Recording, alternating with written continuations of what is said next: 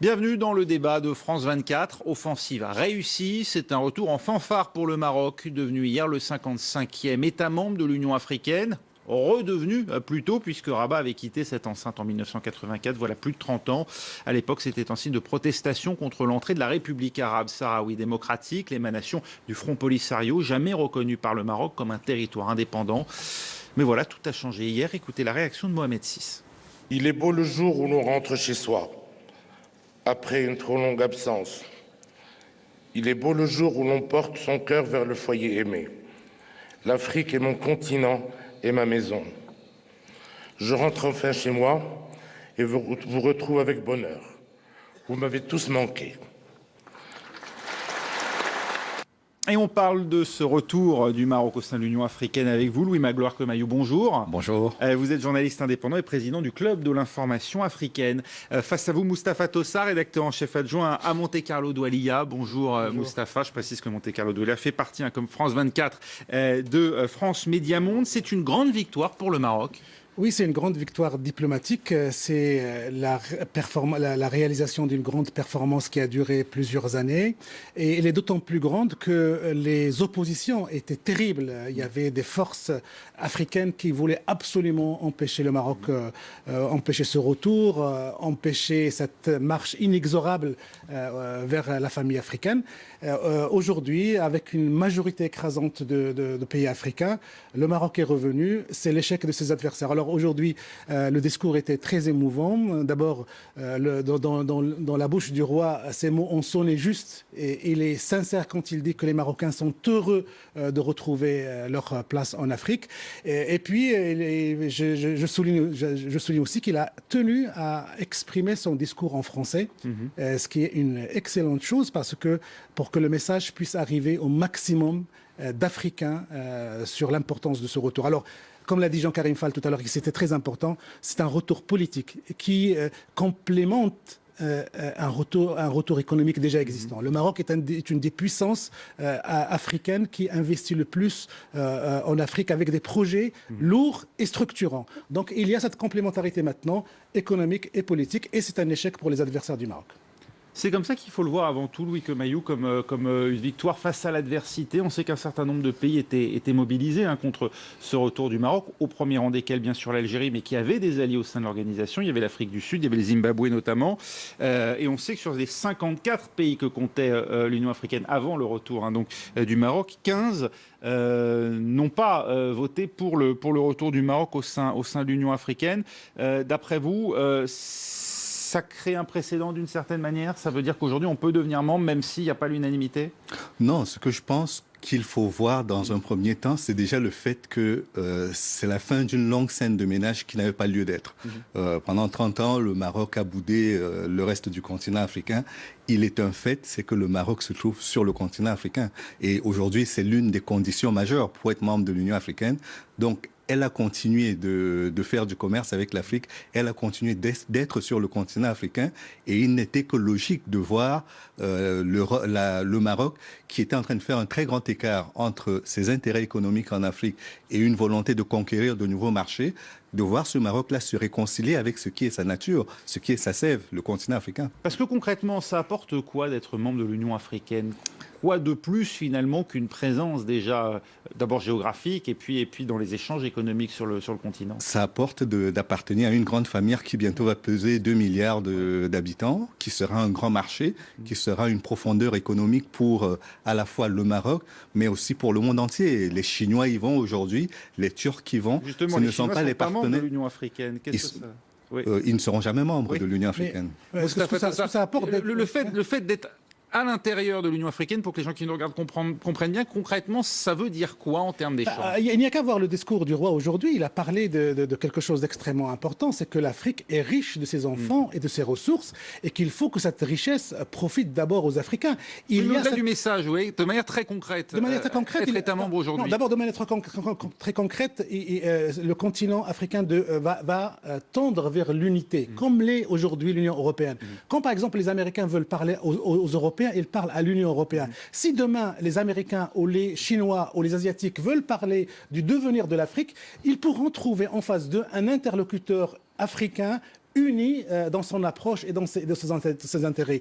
Moi, je crois que la présence du Maroc va apporter une dynamique du leadership. Et l'Union africaine existait, mais il manquait une visibilité. Son message n'était pas audible par rapport au marché mondialisé. Et le Maroc apporte cette expérience, apporte ce rôle que le Maroc, avec ses alliés africains, vont pouvoir jouer sur la scène africaine. Moi j'ai écrit un article où j'ai dit que l'Afrique sera forte avec le Maroc et le Maroc sera plus fort avec l'Afrique. Il y a un échange d'intérêts mutuels. Moi, je voudrais revenir aussi sur quelque chose qui intéresse les gens aussi, c'est le devenir du Polisario et de la RAST. Justement, on va peut-être en parler dans un instant, parce que c'est effectivement un des aspects. Simplement pour bien comprendre comment ce retour a été rendu possible, on le sait, on en parle depuis des mois, il y a effectivement un lobbying intensif du Maroc auprès des pays membres de l'Union africaine. Ça a été rendu possible, d'après vous, par Louis Comayou, par ce changement de présidence intervenu à la tête de l'Union africaine, notamment de la Commission de l'Union africaine, puisqu'on le sait, c'est le Tchadien Moussa Faki qui remplace la Sud-africaine Nkosazana Dlamini Zuma, qui était connue pour être hostile, et dont le pays, bien sûr, est connu pour être particulièrement hostile au retour. Et notamment l'ANC, parce que l'ANC n'a pas manqué de souligner le fait qu'elle était déçue de cette entrée du Maroc, de ce retour du Maroc au sein de la famille africaine. Non, je pense que c'est un processus normal, encore une fois. C'est-à-dire que le Maroc est parti parce qu'il estimait qu'il ne pouvait pas siéger dans la même enceinte qu'un pays qui doit faire partie intégrante de son territoire. Pour cette raison, il est parti. Mais alors, ça veut dire que l'Union africaine, c'est simplement la constatation de fait de la géographie, il n'y a absolument rien d'autre ? Non, il y a une ambition. Il y a une ambition derrière l'Union africaine. Quand l'OUA a été créée, qui est l'ancêtre de l'Union africaine en 1963, l'ambition, c'était de réaliser le rêve panafricain, d'unifier les pays africains, de faire que ce soit une vraie puissance à l'échelle internationale. Les États-Unis d'Afrique, comme on les avait présentés. Puis, progressivement, ce projet a perdu à la fois en intensité et même en vitesse. Et en cohérence, non ? Parce qu'on a quand même aujourd'hui un grand écart entre des systèmes politiques parfois très différents, des pays qui, via la CEDEAO, par exemple, on en parlait un vendredi dernier, interviennent pour assurer que le processus électoral, par exemple en Gambie, va jusqu'à son terme. Et puis, à côté, on le sait, des pays comme le Zimbabwe qui sont loin d'être exemplaires aujourd'hui. On a perdu surtout en leadership. Parce que reprenons déjà même sur la création. Mohamed V, le père du roi Hassan II, le grand-père de Mohamed VI. Il a fait partie des membres fondateurs. Et il fait partie également de ces leaders qui ont marqué de leur empreinte le rêve panafricain. Et malheureusement, avec les coups d'État qu'il y a eu, avec Je crois que Mohamed VI marche justement sur les traces de son grand-père Mohamed V parce qu'il veut absolument incarner cette personnalité dynamisante de l'action africaine et ce rêve africain. Et quand on a vu les images dans les réseaux sociaux, le roi Mohamed VI avec les larmes aux yeux.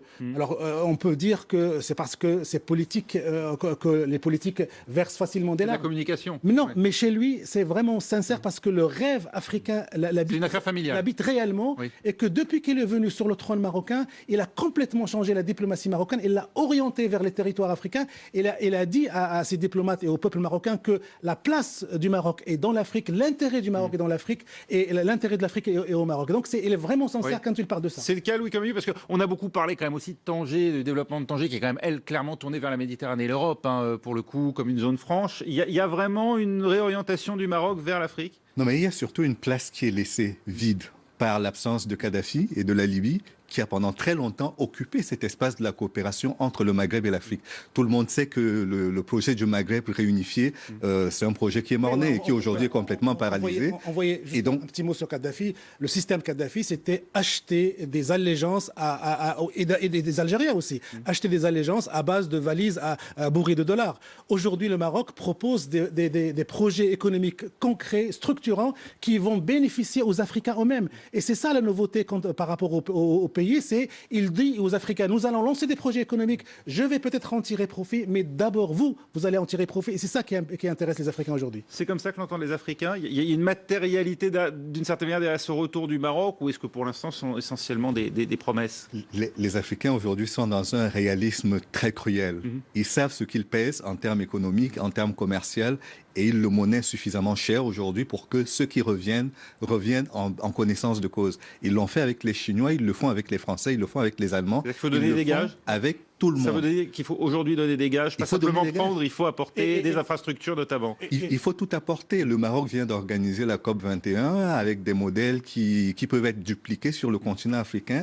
La RAM, la compagnie marocaine aérienne, dessert une grande partie du continent africain. Et puis un des projets symboles aussi, c'est le gazoduc Nigeria-Atlantique. Ça, c'est du concret. Ça, c'est un projet qui va bénéficier à l'ensemble de la région, aux ensembles des Africains.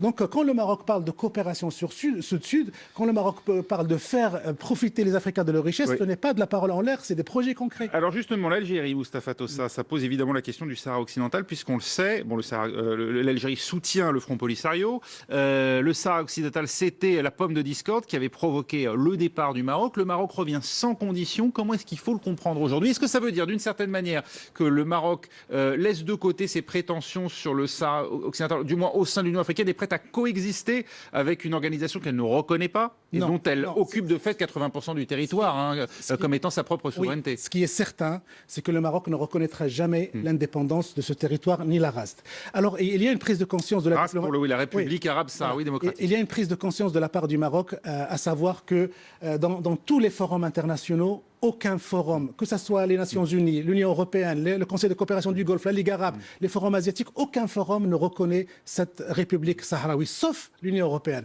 et l'Union africaine. Donc, il était indispensable, urgent d'investir cette union. Et donc, c'était une erreur de partir? C'était peut-être adéquat et compréhensible à l'époque, mais le retour est justifié. Et maintenant, quand on se rend compte combien de pays à l'intérieur de l'Union africaine reconnaissent encore la race, l'écrasante majorité ne le reconnaît pas. Donc tout le travail de la diplomatie marocaine maintenant va être de convaincre ces pays de supprimer cette reconnaissance et éventuellement de rendre illégale l'appartenance d'un État fantoche, d'un État fantasmé par les Algériens au sein de l'Union africaine. Le Maroc peut rentrer avec ce projet, d'après vous, dans l'Union africaine?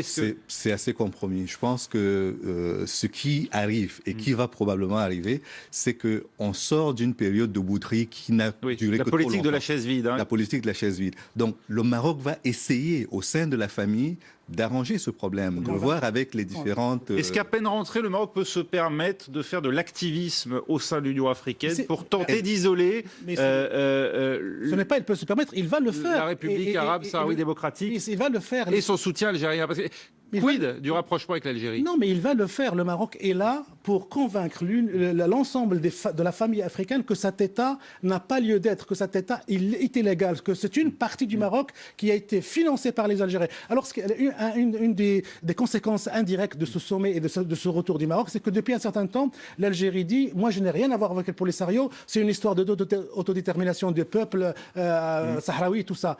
L'affaire de l'Union européenne a montré que les Algériens étaient les maîtres d'œuvre. C'était eux qui faisaient bouger et qui militaient pour que le Maroc ne revienne pas. Donc la question du Sahara, ce n'est pas une question d'indépendance, c'est une question de conflit territorial et d'influence entre un pays qui est le Royaume du Maroc et l'Algérie. Et tout l'espoir des Marocains. C'est pas très optimiste sur l'évolution des relations. Non, mais demain le pouvoir en Algérie peut changer. L'Algérie a salué le retour du Maroc. Oui, tout à fait. Mais après s'y être opposé quand même. Après s'y être opposé, elle l'a salué. Oui. Mais comme je disais à notre ami tout à l'heure hors antenne, je lui ai dit, l'Algérie a une position aujourd'hui, et n'est pas sûr que ce sera celle de demain, et n'est pas sûr que ce sera celle des prochaines dirigeants d'Algérie. Vous pensez-vous que le retour justement du Maroc contre l'avis, contre le souhait des Algériens, puisqu'ils s'y sont opposés dans l'Union africaine, va faire évoluer la position algérienne? Oui, et je pense que le lobbying marocain va continuer, que le travail sur les esprits, sur les convictions, sur les intérêts des uns et des autres va continuer, jusqu'à convaincre l'ensemble des membres qui ont reconnu cet État illégal de ne pas le reconnaître et d'aller vers les Nations Unies pour une solution de ce conflit. Louis Kemaïou, le mot de la fin. Vous pensez, vous, de la même manière que l'Algérie peut être conduite à évoluer en se voyant finalement isolée sur le dossier marocain? Ce n'est plus un face-à-face qui a lieu. Oui. On a bien compris que l'Union du Maghreb arabe ne pouvait pas trouver une solution à ce problème. C'est l'Union africaine qui va trouver la solution. Et là, on est parti pour un travail diplomatique de longue haleine. Il a fallu 30 ans pour que le Maroc revienne. Il faudra le temps qu'il faudra pour que et l'Union africaine et le Maroc trouvent une solution la plus adaptée à cette crise au sein du Maghreb entre le Maroc et l'Algérie. Merci beaucoup Louis Kemaïou d'avoir été avec nous. Merci également à Moustapha Tossa d'avoir bien voulu débattre du retour du Maroc au sein de l'Union africaine. Restez avec nous. Nouveau journal dans un instant sur France 24.